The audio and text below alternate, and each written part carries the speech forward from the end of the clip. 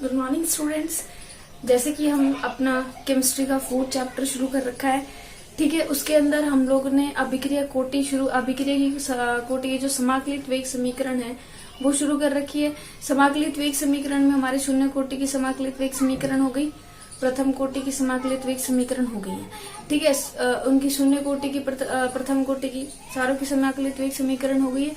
अब उसके बाद हमने शून्य कोटि का एग्जाम्पल तो देख लिए थे, साथ में प्रथम कोटि का मैंने आपको सिर्फ ग्राफिकल रिप्रेजेंटेशन और उसका अर्धयुकाल और अंतराल समीकरण ये आपको लास्ट वीडियो में बताया था। अभी इस वीडियो में हम लोग इसके एग्जाम्पल्स और कुछ न्यूमेरिकल करेंगे, ठीक है। तो सबसे फर्स्ट जो हमारा इसके अंदर आते हैं एग्जाम्पल्स पढ़ते हैं हम लोग कि प्रथम कोटि के अंदर कौन से उदाहरण हैं जो रिएक्शन अभिक्रिया कौन सी दिखाती है, प्रथम कोटि की दिखाती है, ठीक है। इसके अंदर देखो पहला जो आपका आता है उदाहरण वो आता है नाइट्रोजन पेंटाऑक्साइड का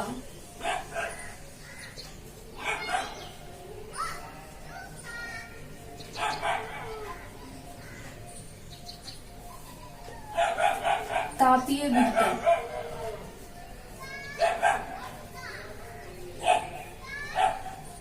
ठीक है, नाइट्रोजन पेंटाऑक्साइड क्या होता है N2O5। इसके जब हम 2 मोल लेंगे, तापीय विघटन यानी कि हमने इसको क्या किया है, हीट किया है। तापीय विघटन है यानी कि हम इसको हीट करेंगे, ताप देंगे। तो ये सिंबल जो होता है ये ताप का होता है, जो हम इस टाइप से डेल्टा से शो करते हैं, ये सिंपल टेम्परेचर का होता है। हमने इसको क्या दिया, हीट दिया। उसके बाद देखो यहाँ पर बनता है आपका 4 mole of NO2 plus O2। अब पहले ये देखो रिएक्शन बैलेंस है ना, यहाँ पर देखो 2N2 यानी कितने मोल हो गए नाइट्रोजन के, 2 दूनी 4, और ऑक्सीजन के कितने हो गए 5 दूनी 10। यहाँ पे नाइट्रोजन कितने हैं 4, और ऑक्सीजन देखो 4 दूनी 8, तो ये हो गया, और 2 ये हो गया। इसका मतलब रिएक्शन बैलेंस है। अब ये रिएक्शन देखो होती कैसे है, इसकी क्रियाविधि देखते हैं हम थोड़ी सी, कि सबसे पहले जो एक N2O5 का 1 मोल है वो किसमें टूटता है, N2O3 प्लस O2। यानी कि जैसे हमने थोड़ा सा इसको हीट किया तो क्या होगा, इससे ऑक्सीजन गैस बाहर निकल गई, ठीक है। ये हमारे मेन प्रोडक्ट में है, इसको हम नहीं छेड़ेंगे। फिर आगे जो रिएक्शन करेगा वो कौन करेगा, N2O3। तो N2O3 जब हम इसको हीट करते हैं तो क्या होगा, यहाँ पर ये बनाएगा NO2 प्लस NO। यही हो रहा है। देखो नाइट्रोजन कितने हैं 2, तो एक नाइट्रोजन 2 नाइट्रोजन, ठीक है। ऑक्सीजन कितने हैं 3 है, 2 ऑक्सीजन और एक ये ऑक्सीजन हो गया, ठीक है। यानी कि जो हमारा ऑक्सीजन तो हमारा मेन प्रोडक्ट में भी है, उसको हम छेड़ेंगे नहीं। यहाँ पर N2O3 जो है हमारा मेन प्रोडक्ट में नहीं है, तो ये फर्दर रिएक्शन करता है। फर्दर रिएक्शन में दोबारा रिएक्शन करेगा और उसके बाद एक तो NO2 का मोल बना लेगा और एक नाइट्रस ऑक्साइड का मोल बना लेगा। अब क्या होता है कि इसके अंदर जो हमारा एक N2O5 लिया हमने वो ब्रेक डाउन होके यहाँ तक हो गया। अभी हम लोग जो हमने रिएक्शन में कितने N2O5 लिए 2, तो हम दूसरा N2O5 लेंगे, N2O5। उसकी रिएक्शन अभी देखो ये हमारे मेन प्रोडक्ट में है तो इसको नहीं टच करना, ये हमारे मेन प्रोडक्ट में है, इसको नहीं टच करा हमने, और N2O3 हमारे मेन प्रोडक्ट में नहीं था, ये टूट के ये बन गई। अब क्या यहाँ पर ये NO मेन प्रोडक्ट में है, नहीं है, तो ये NO इसके साथ क्या करेगा, अभिक्रिया करेगा, ठीक है। NO इसके साथ अभिक्रिया किया तो देखो क्या बनाएगा, यहाँ पर 3 मोल ऑफ NO2, ठीक है। कितने नाइट्रोजन है, 2 नाइट्रोजन और एक है नाइट्रोजन, 3 नाइट्रोजन हो गए। ऑक्सीजन कितने हो गए 5 और एक 6, तो ऑक्सीजन यहाँ पर 3 दूनी 6, ठीक है। ये रिएक्शन भी क्या है, बैलेंस है। अब देखो क्या है कि जब मान लो ये रिएक्शन के अंदर यहाँ पर N2O5 को हीट किया, 4 मोल ऑफ NO2 निकलते हैं और 1 मोल क्या निकलते हैं O2। अब N2O5 को जैसे ही हम लोग हीट करते हैं 1 मोल को, तो उसमें से ऑक्सीजन गैस निकल जाती है, तो क्या बचता है N2O3। फिर N2O3 को फर्दर जब हम हीट करते हैं, क्योंकि ऑक्सीजन तो हमारे मेन प्रोडक्ट में भी निकलती है, उसको हम टच नहीं करते हैं। N2O3 को जब हम हीट करते हैं तो यहाँ पर NO2 और NO, फिर यहाँ पर ये मेन प्रोडक्ट में है तो दूसरे मोल से NO रिएक्शन करेगा और 3 मोल ऑफ NO2 बनाएगा। ये रिएक्शन मैकेनिज्म आपके इसमें नहीं पूछी जाएगी, ये सिर्फ मैंने आपको बताया रिएक्शन होती कैसे है। यहाँ पर देखो जो वेग होगा इस रिएक्शन के लिए, जो वेग होगा वो समानुपाती किसकी सांद्रता की होगा, N2O5 की सांद्रता की। तो यहाँ पर समानुपाती हो जाएगा N2O5 की कंसंट्रेशन की। ठीक है, उसके बाद N2O5 की कंसंट्रेशन पावर 1 पावर की। यहाँ पर ये 2 जो होगा ये स्टाइक्योमीतीय गुणांक है, ना कि इसकी कोटि है। ठीक है, यहाँ पर सिर्फ और सिर्फ जो अभिक्रिया वेग होगा वो N2O5 की सांद्रता परिवर्तन पर निर्भर करेगा। अब अगर हम लोग इसमें बराबर का साइन लगाते हैं तो क्या आ जाएगा, K1 N2O5। ओके, ये यहाँ पर इसका अभिक्रिया का क्या हो जाएगा, वेग।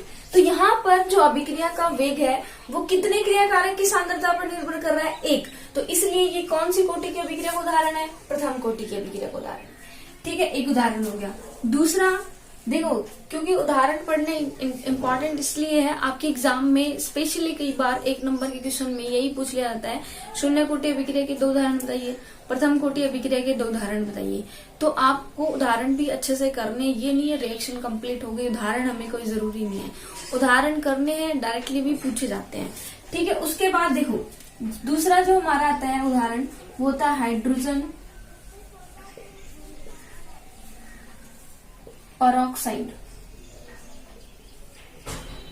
परऑक्साइड में क्या हो जाता है, एक ऑक्सीजन एक्स्ट्रा हो जाता है, परऑक्साइड का विघटन। तो हाइड्रोजन परऑक्साइड का फॉर्मूला क्या होता है, H2O2। ठीक है, तो यहां पर H2O2 का जब आप विघटन करोगे, जब उसको ब्रेक डाउन करोगे तो क्या होगा, H2O2 इसके अंदर यहां पर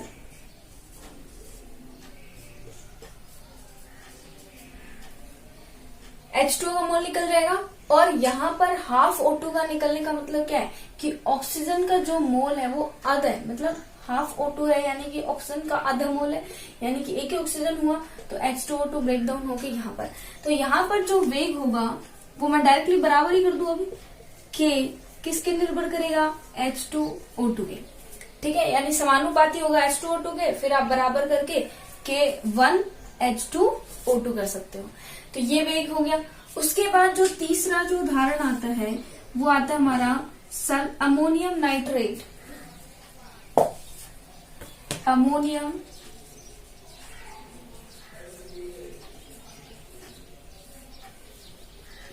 नाइट्राइड का विघटन।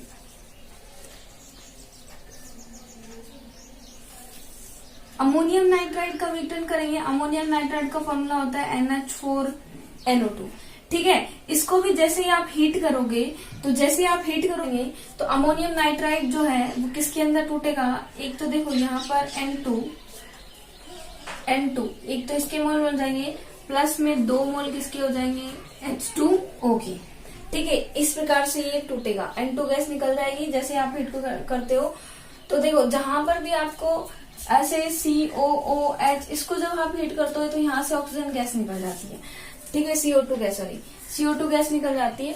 तो ऐसे ही जब हम 2 मोल नाइट्रोजन के करते हैं तो यहाँ से क्या निकल जाएगी, N2 गैस निकल जाएगी और ये क्या हो गया 2H2O। तो यहाँ पर जो वेग होगा वो बराबर किसके हो जाएगा, K1 NH4NO2।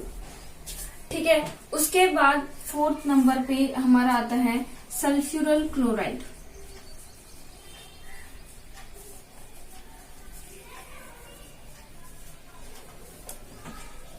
का विघटन।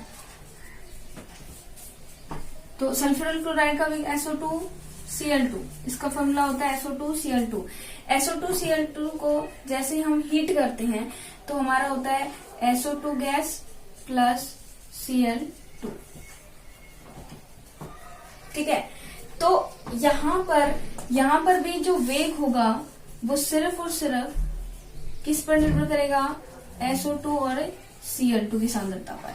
तो यहाँ पे इसलिए वेग किस पर निर्भर करेगा, SO2 और Cl2 की सांद्रता पर निर्भर करेगा। अब देखो इन सभी रिएक्शन के अंदर हमने क्या देखा कि जो हमारा वेग है वो सिर्फ एक क्रियाकारक की सांद्रता पर क्या हो रहा है, निर्भर हो रहा है, एक क्रियाकारक की सांद्रता पर निर्भर हो रहा है। इसलिए ये सारे एग्जाम्पल्स जो आ गए वो कौन सी कोटि के आ गए, प्रथम कोटि के एग्जाम्पल्स हो गए। ठीक है, प्रथम कोटि के अंदर ही हम लोगों ने ये सारे पढ़ लिए, क्योंकि इसके अंदर भी N2O5 पे है और इसके अंदर H2O2 के है, इसके अंदर अमोनियम नाइट्राइड पे है, इसके अंदर सल्फ्यूरिक क्लोराइड पे है। तो ये सारे कौन सी कोटि के उदाहरण हो गए? प्रथम कोटि के उदाहरण हो गए। ठीक है, ये सारे आपके प्रथम कोटि के उदाहरण है। उसके बाद आपकी एक आती है नेक्स्ट जो रिएक्शन। देखो शून्य कोटि कंप्लीट हो गई है, प्रथम कोटि कंप्लीट हो गई है, प्रथम कोटि के भी उदाहरण ही बचे थे, बस वो लास्ट हो गए। तो शून्य कोटि और प्रथम कोटि दोनों क्या हो गई हैं? कंप्लीट। उसके बाद नेक्स्ट जो हमारी आती है वो आती है छदम कोटि की। छदम आपके सिलेबस में छदम प्रथम कोटि।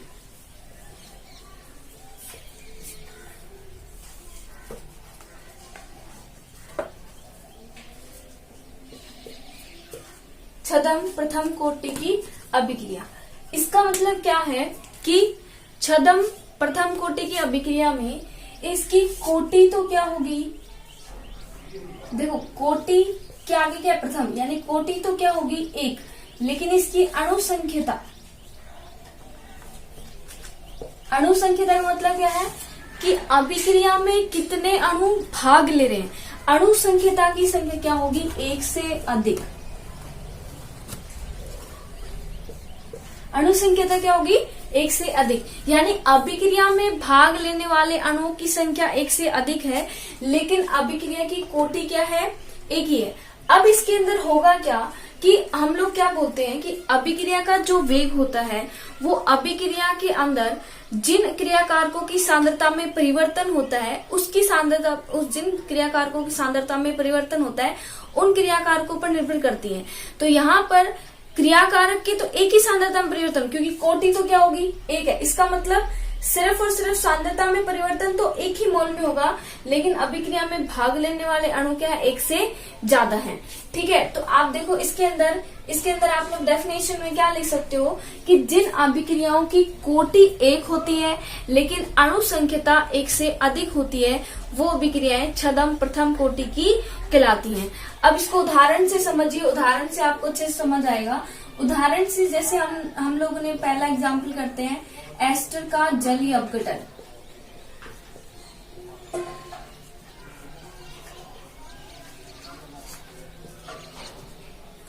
देखो एस्टर का मतलब क्या होता है? RO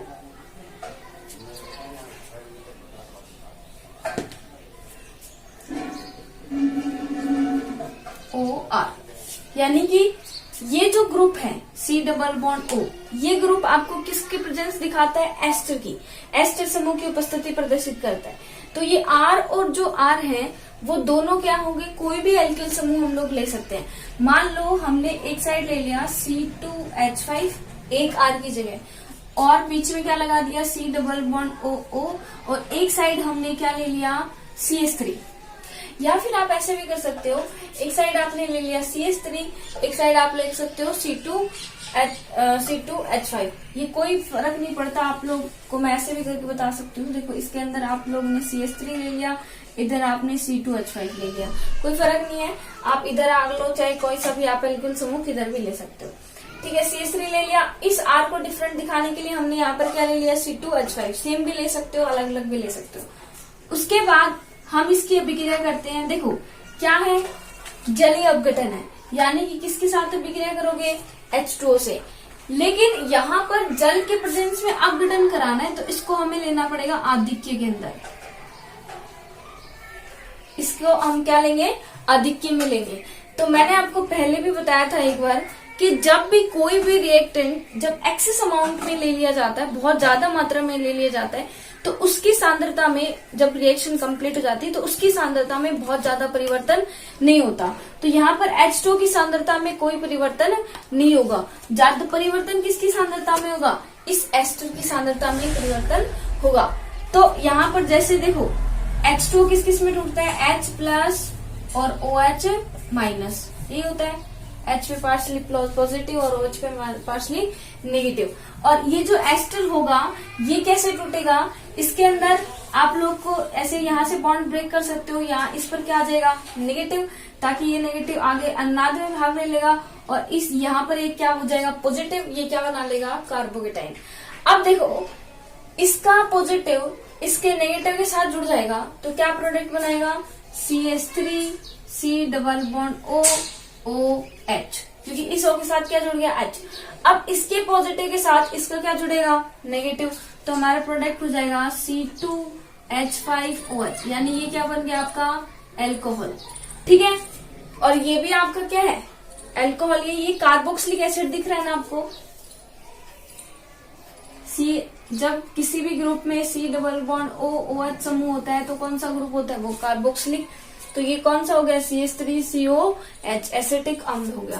ठीक है, उसके बाद देखो यहाँ पर जो हम लोग वेग बोल सकते हैं कि जो वेग होगा वो निर्भर किस किस पर करना चाहिए, क्योंकि हमारे पास दो रिएक्टेंट है, एक तो ये है और एक ये है। तो वेग होगा वो किस किस पर निर्भर करना चाहिए, CH3COO C2H5 इसकी सांद्रता पर और H2O की सांद्रता पर निर्भर करना चाहिए। अब क्योंकि वेग जब हम प्रोपोर्शनलिटी साइन हटाएंगे तो क्या लगा देंगे के CH3COO C2H5 और इधर क्या हो जाएगा H2O। ठीक है, अब याद रखना कि यहाँ पर मैंने आपको H2 बोला है और ये क्या मैंने बोला है, आधिक्य बोला है। इसका मतलब आधिक्य बोला है, इसका मतलब ये बहुत ही एक्सेस अमाउंट में है, तो वेग जो इसकी सांद्रता पर निर्भर नहीं करेगा। तो यहाँ पर ये भी क्या है, कांस्टेंट है, और ये भी क्या हो गया आपका स्थिर हो गया, तो ये भी एक तरीके से स्थिर हो गया। तो हम इन दोनों को मिला के एक नया कांस्टेंट दे देंगे, तो इन दोनों को मिला के एक नया कांस्टेंट क्या देंगे, के डैश। ठीक है, ये के डैश और फिर क्या हो जाएगा CH3COO C2H5। ठीक है, अब देखो वेग हमारा किसकी सांद्रता पर निर्भर कर रहा है, एक क्रियाकारक की सांद्रता पर निर्भर कर रहा है, इसलिए क्या हो गई प्रथम कोटि। लेकिन और जब हम रियल में देखें तो इसके अंदर दो क्रियाकारक है ना, तो इसलिए इसको आगे क्या लगा दिया, छदम। छदम का मतलब होता है शूडो, जो हमें दिखाई नहीं देता लेकिन एक्चुअली में वो होता है। तो यानी कि छदम का मतलब एक झूठा, मिथ्या, इस प्रकार से। तो इसका मतलब इसमें है तो दो, लेकिन निर्भर किस पे कर रहा है, ओनली एक की सांद्रता पे, इसलिए इसको क्या बोला है, छदम प्रथम। यानी रियल में ये प्रथम नहीं है, लेकिन ये दिखने में हमारे को क्या आ रही है, प्रथम कोटि की अभिक्रिया। तो यहाँ पर आप लोग लिख सकते हो कि जो के डैश हो जाएगा वो के डैश किसके बराबर होगा, आपका के फर्स्ट H2 इसके बराबर हो जाएगा। ठीक है, तो ये आपका एक एग्जाम्पल हो गया एस्टर का जलीय अपघटन। एक्चुअली जो ये आपकी छदम कोटि की जो अभिक्रिया होती है इसके अंदर उदाहरण पूछे जाते हैं। एक एस्टर का जलीय अपघटन, एक होता है आपका इक्षु शर्करा का प्रतिपन। दूसरा जो आपका उदाहरण आएगा वो आता है इक्षु शर्करा का प्रतिपन।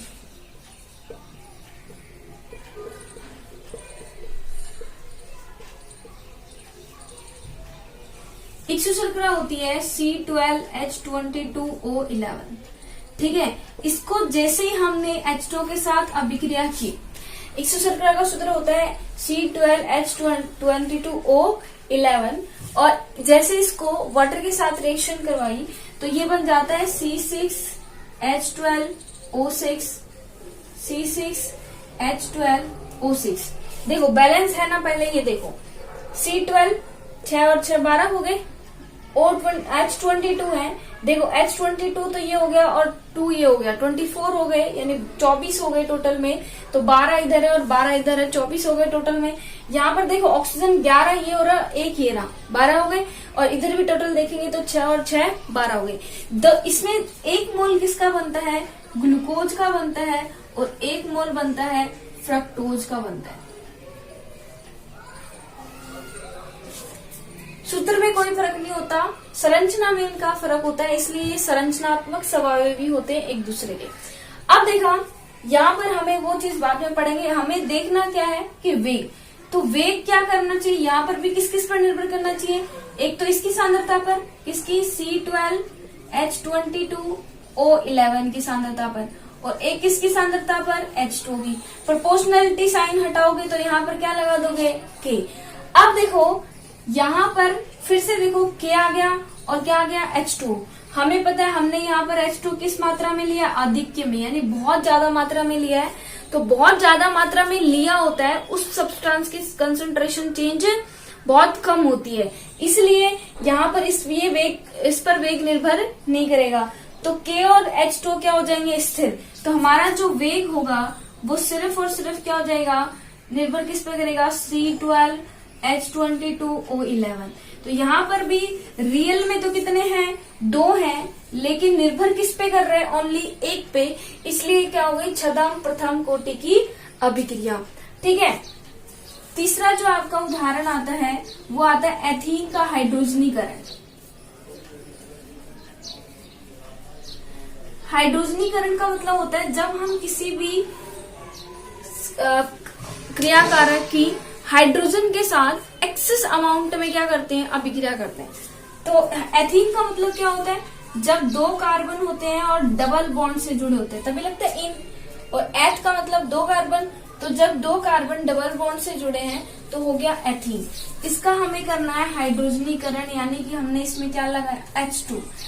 अब ये H2 इस डबल बॉन्ड को हटाएगा, एक हाइड्रोजन इधर, एक हाइड्रोजन इधर, इसके अंदर क्या हो गया, एथीन डबल बॉन्ड था, ये हाइड्रोजन कैसे जुड़ेगा, यहाँ पर क्या लगाना, हमें एक बॉन्ड को हटा के इधर एक हाइड्रोजन, इधर एक हाइड्रोजन, तो क्या बन जाएगा, देखो इधर भी हाइड्रोजन जुड़ गया CH3, डबल बॉन्ड किस में चेंज हो गया, सिंगल बॉन्ड में, फिर क्या हो गया CH3। तो यहाँ पर भी रिएक्शन कंप्लीट हो गई। अब यहाँ पर H2 को हमने क्या लिया, आधिक्य में लिया है, तो H2 को आधिक्य में लिया है, इसका मतलब यहाँ पर जो वेग होगा वो आपका किस पर निर्भर करेगा, only CH2 double bond CH2 पर। ठीक है, एक ही क्रियाकारक पर निर्भर करेगा, इसका मतलब ये भी क्या हो जाएगी, छद्म प्रथम कोटि। इसमें भी 2 क्रियाकारक है, एक H2 भी तो है, लेकिन उस क्रियाकारक की सांद्रता पर अभिक्रिया का वेग निर्भर नहीं करता है। तो इस प्रकार से आपके सारे जो छद्म कोटि के हो गए, प्रथम कोटि के हो गए, शून्य कोटि, लगभग सभी क्या होगी, हमारी कंप्लीट हो गई है। अब देखो इसके अंदर आपको ध्यान रखना है कि कोटि 1 होगी, अणुसंख्यता 1 से अधिक होगी, एस्टर का जलीय अपघटन, और एक आपका द मोस्ट इम्पोर्टेंट ये वाला है। ये 2 एग्जाम्पल इसके अंदर अच्छे से रट लेना। ठीक है, अच्छे से समझ लिया, आप उसको अच्छे से याद कर लेना। ठीक है, एस्टर का जलीय अपघटन करते हैं, तो एस्टर का जलीय अपघटन के अंदर भी एस्टर की सांद्रता पर निर्भर करेगा। इक्सु शर्करा का प्रतिबंध करते हो तो इक्सु शर्करा में ओनली इक्सु शर्करा पर निर्भर करेगा, H2 पर निर्भर नहीं करेगा, क्योंकि ये एक्सेस अमाउंट में ले जा रहे हैं और निर्भर नहीं करेगा। ऐसे ही अगर हम बात करते हैं एथीन के हाइड्रोजनीकरण की, तो एथीन के हाइड्रोजनीकरण में एथीन पर निर्भर करेगा, H2 पर निर्भर नहीं करेगा। एक चीज याद रखना कि यहाँ पर जो आप लोग वेग ये जो अभिक्रियाएं पढ़ी हमने, ये हम प्रथम कोटि में भी लिख सकते हैं, क्योंकि प्रथम कोटि के अंदर भी ये है तो किसकी, प्रथम कोटि की है ना बात, छद्म है, तो इनको प्रथम कोटि में भी आप इंक्लूड कर सकते हो। लेकिन प्रथम कोटि वाले यहाँ इंक्लूड मत कर देना, क्योंकि प्रथम कोटि के अंदर सिर्फ और सिर्फ एक सांद्रता पे है। ठीक है, लेकिन यहाँ पर तो है तो 2 क्रियाकारक, लेकिन निर्भर एक पे कर रहा है, तभी इसके आगे क्या लगा है, छद्म। तो प्रथम कोटि वाली छद्म वाली मत करना, लेकिन आप ये वाले रिएक्शन को प्रथम कोटि में लिख सकते हो। ठीक है, तो इसके आगे अब हम डिस्कस करते हैं न्यूमेरिकल के बारे में। तो हम न्यूमेरिकल के बारे में पढ़ते हैं। देखो, न्यूमेरिकल पढ़ने से पहले आपको मेनली 4 फॉर्मूले याद करने होंगे जिसपे न्यूमेरिकल ज्यादा पूछे जाते हैं। पहला हमारा जो शून्य कोटि हमने पढ़ा, मैं इधर के साइड न्यूमेरिकल वो लिख देती हूँ फॉर्मूले। शून्य कोटि हमने पढ़ा, तो शून्य कोटि की जो आपकी वेग समीकरण आई थी, समाकलित वेग समीकरण, वो क्या आई थी, K0 बराबर x/t। ठीक है, एक फॉर्मूला आपका ये हो गया। शून्य कोटि के लिए अर्ध आयु काल T12 बराबर क्या आया था, A/2K0। ठीक है, 2 सूत्र हो गए। फिर आते हम लोग प्रथम कोटि पे, तो प्रथम कोटि का जो आपका क्या आया था, समाकलित वेग समीकरण K1 बराबर क्या आया था, 2.303 अपॉन में T log A/A-x, यही आया था। इसके अंदर आपको कैसे भी वैल्यू दे सकते हैं, इसकी वैल्यू ये पूछ सकते हैं, इसकी वैल्यू दे सकते हैं, ये पूछ सकते हैं, कुछ भी वैल्यू दे के मतलब कोई 2, 3 और एक का मान पूछ सकते हैं। तो एक आपका सूत्र हो गया ये वाला। ठीक है, एक आपका होता है अर्धायुकाल का, तो अर्धायुकाल प्रथम कोटि के लिए होता 0.693 अपॉन में K1। ठीक है, तो अभी ये जो 2 न्यूमेरिकल हैं, ये हम करते हैं अर्धायुकाल पे। एक आपका है प्रथम कोटि का, एक आपका है शून्य कोटि का। तो देखो, एक प्रथम कोटि अभिक्रिया के लिए वेग स्थिरांक k का मान ये दिया आपको। तो अभिक्रिया का अर्ध आयुकाल ज्ञात कीजिए। तो कौन सा फॉर्मूला यूज करेंगे यहाँ पे? कौन सा फॉर्मूला यूज करेंगे?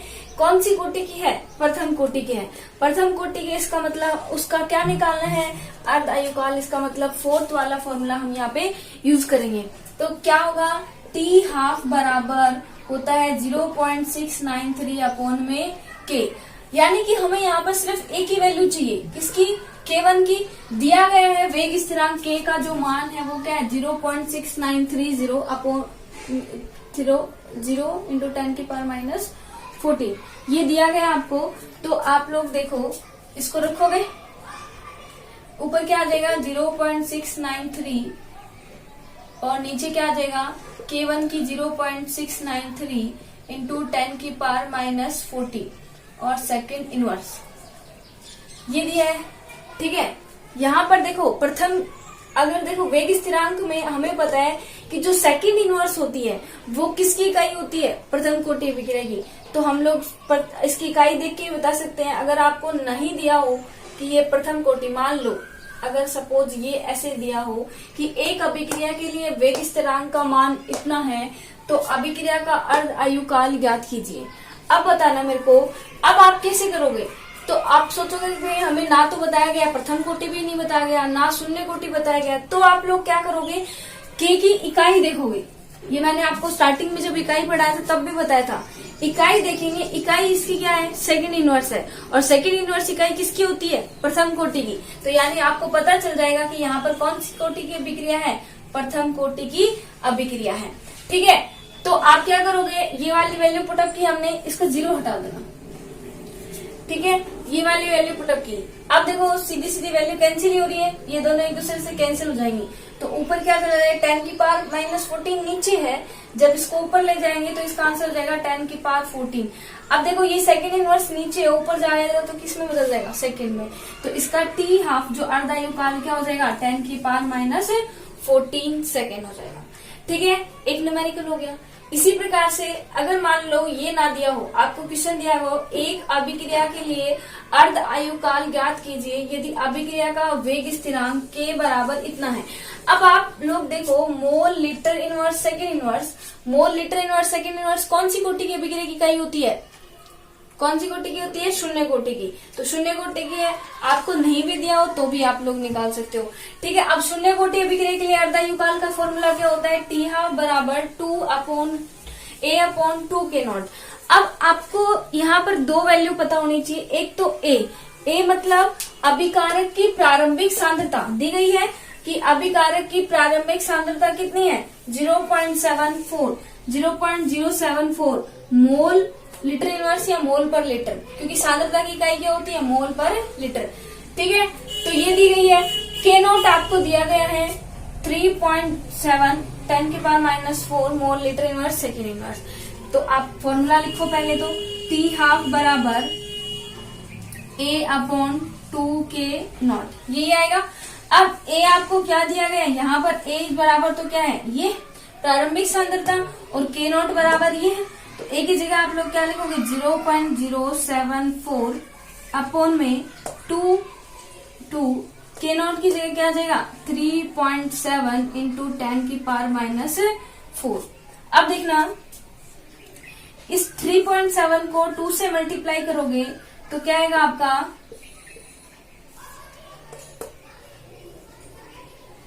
14 और 7.4 आया। ठीक है, नीचे क्या हो गया? 7.4 इंटू 10 की पावर माइनस 4। इसको देखो, आप अगर पावर में बदलना चाहो तो कैसे बदल सकते हो?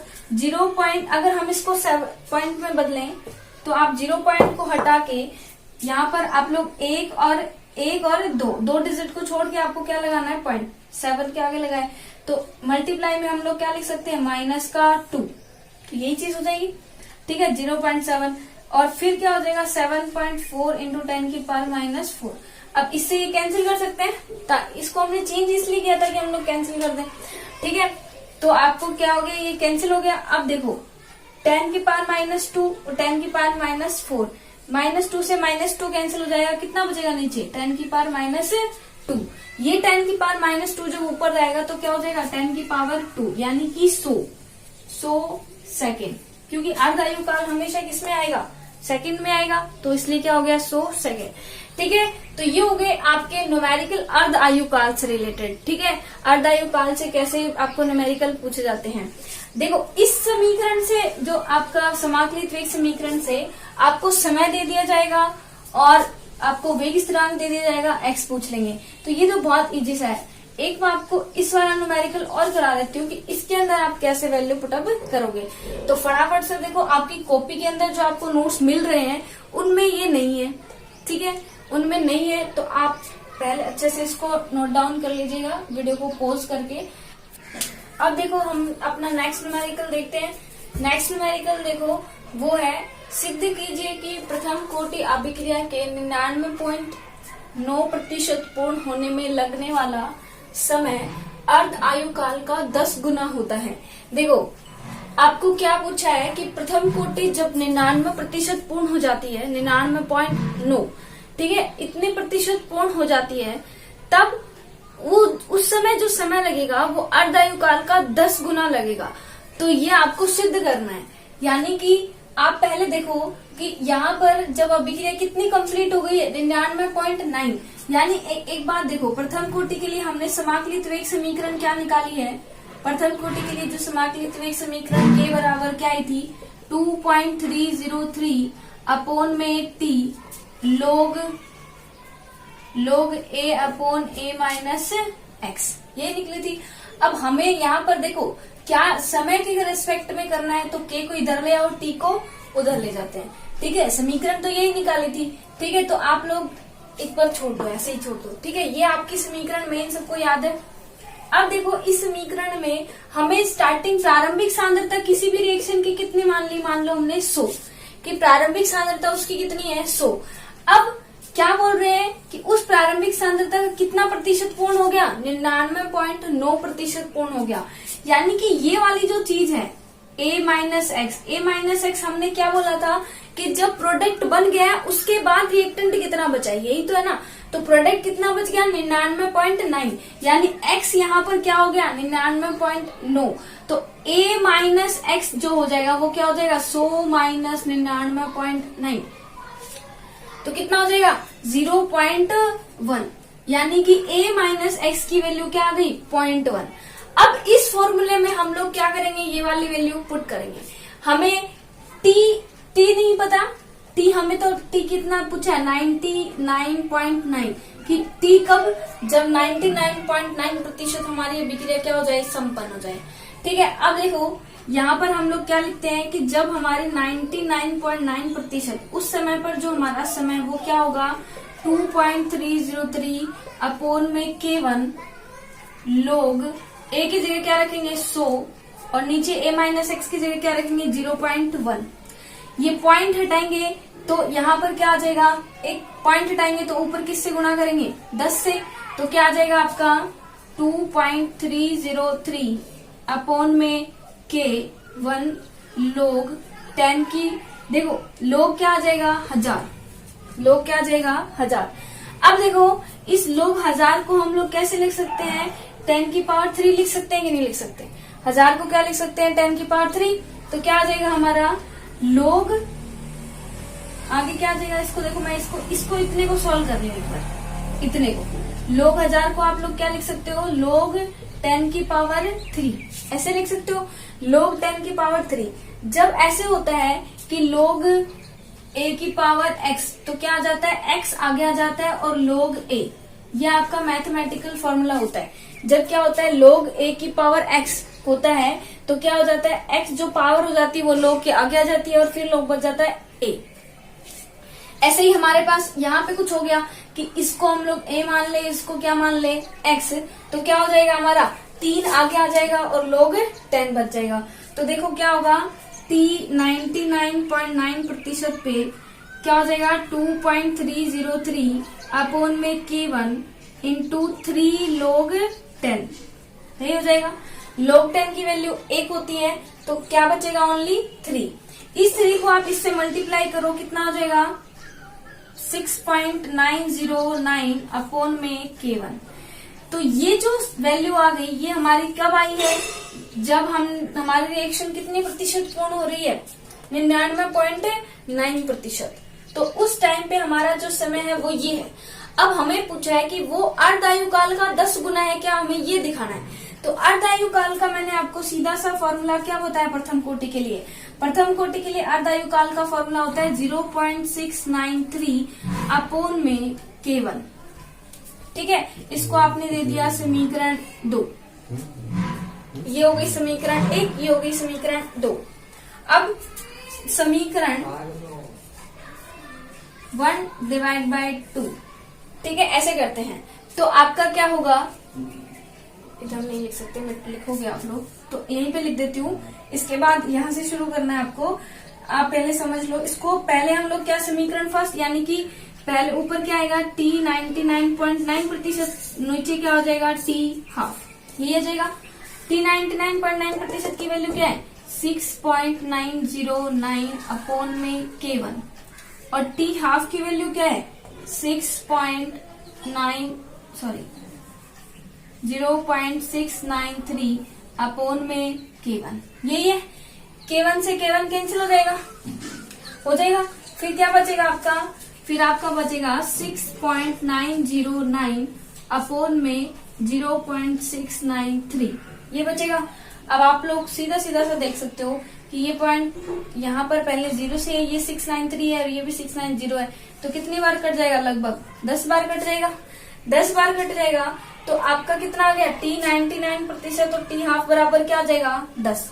ठीक है, क्या आ जाएगा आपका T 99.9% अपॉन T हाफ बराबर क्या आ गया 10। तो T 99% क्या हो जाएगा, T 99.9% लगभग बराबर किसके हो गया 10 T हाफ के, यही लिख सकते हैं। तो इस T हाफ डिवाइड में उधर जाएगा तो क्या हो जाएगा मल्टीप्लाई में। तो जो T 99% होने में जो समय है वो T हाफ का कितना हो गया 10 गुना। ये समझ आ गया। अब देखो एक बार फिर से देख लो इसको। फिर से हम लोग क्या देखते हैं कि जो हमारी प्रथम कोटि के लिए वेग समीकरण ये आती है, ठीक है, T 99.9%, ये हमने बाद में लिखा है, पहले तो ये T था। ठीक है, अब हमने क्या लिखा, ये समीकरण आती है, हमारी प्रारंभिक सांद्रता हम 100 मान लेते हैं और 99.9% यानी 99.9% हमारा प्रोडक्ट बन गया, तो उसमें से घटाएंगे तो a माइनस एक्स कितना बचेगा 0.1। ये वैल्यू हम इस समीकरण में पुट करते हैं। तो T 99 ये जो हमारा बचता है ये 0.1, इस 1 को हटाएंगे तो क्या हो जाएगा log 1000। log 1000 को 10 की पावर 3 लिख सकते हैं। तो log a की पावर x का फॉर्मूला होता है a x अपॉन आगे आ जाता है और log a, तो 3 यहाँ पर आगे आ जाएगा और log 10, और log 10 की वैल्यू आप सबको पता है 1 होती है, तो log 10 की वैल्यू 1 हो गई, तो यहाँ पर 3 इससे मल्टीप्लाई होगा तो ये आ जाएगी। इसको समीकरण हमने दे दिया 1, आगे किसी की वैल्यू हमें पता नहीं है। अब हम लोग T हाफ की वैल्यू पे आते हैं। T हाफ 0.693 अपॉन K1, ये तो पहले भी पढ़ चुके हम लोग निकाल के पूरा। ठीक है, तो इसको समीकरण हमने दे दी 2, समीकरण फर्स्ट में 2 का भाग दे देते हैं तो हमारा ये आता है, यानी T 99 में T हाफ का भाग दिया। T 99 की वैल्यू ये थी, T हाफ की वैल्यू ये, दोनों एक दूसरे से कट गई हैं, तो ऊपर बचा 6.909, नीचे बचा 0.693। ये लगभग 10 बार कट रहा है कि नहीं कट रहा, कट रहा है ना, 693 लगभग 10 बार कट रहा है। ठीक है, तो यहाँ पर भी देखो लगभग ही 10 गुना होता है, एग्जैक्ट 10 गुना नहीं होता। ठीक है, तो यहाँ पर T 99 और T हाफ की वैल्यू क्या आ जाएगी 10 के बराबर। T 99.9 बराबर क्या हो जाएगा 10, और ये T हाफ उधर जाएगा तो T हाफ। ओके, अब ये आपका ये वाला तीसरे का ये वाला हो गया। ऐसे ही आपको एक और क्वेश्चन है कि दर्शाइए कि प्रथम कोटि अभिक्रिया के 75% पूर्ण होने में जो लगा समय है वो अर्धायु का 2 गुना होगा। तो ये आप लोगों के लिए होमवर्क है, इसे आप कंप्लीट करना और अच्छे से करना। नहीं समझ आएगा तो फिर मुझे बताना, मैं आपको नेक्स्ट वीडियो में ही बताऊंगी। लेकिन इसको आप करने की कोशिश करना कि 75% पूर्ण कैसे होगी, तो हमारा अर्धायु का 2 गुना निकलता है क्या। एक चीज मैं आपको इसमें ये बता देती हूँ हिंट, कि जब 75% पूर्ण होना तो आप उसको ऐसे लिख देना, 75% मतलब 75/100। ठीक है, तो यानी कि कितना हो गया 25 3 75, 25 चौका 100, यानी 3/4a। तो अब जो हमारा अर्धायु काल में तो हो जाएगा हाफ a, और यहाँ पर 75% में लिख देना आप 3/4a। और न्यूमेरिकल करके देखना, ठीक है कैसे होता है, वरना नेक्स्ट वीडियो में मैं बताऊंगी। अब लेकिन आप इसको प्रैक्टिस करना घर पे, और इन न्यूमेरिकल्स को भी करके देखना, और आपकी बुक में जो आपको मिले उनको भी करके देखना। इसको उतार लीजिए अच्छे से, ठीक है। आगे ये हमारी कंप्लीट हो गई है, प्रथम कोटि, शून्य कोटि, सब इनके न्यूमेरिकल्स भी मैंने बता दिया आपको किस टाइप से पूछे जाते हैं, और हम जब क्लास में पढ़ेंगे तो और अच्छे से कर लेंगे इसको। और यहाँ पर अभी आपके 2 टॉपिक और बचते हैं, एक आपका बचता है संगत सिद्धांत, एक आपका आता है इसमें आर्हेनियस वाला, ठीक है। ये 2 मेन टॉपिक और हैं, उसके बाद चैप्टर कंप्लीट हो जाएगा। तो आपको नेक्स्ट 2-3 वीडियो में वो कंप्लीट हो जाएंगे। तो इतना ये हमारा यहाँ तक का आज तक का कंप्लीट हो गया कि कोटि से रिलेटेड जो भी था, उसके बाद इससे रिलेटेड कुछ और नहीं है, ठीक है। तो आज की वीडियो खत्म, और उसके बाद आप नेक्स्ट वीडियो में कंटिन्यू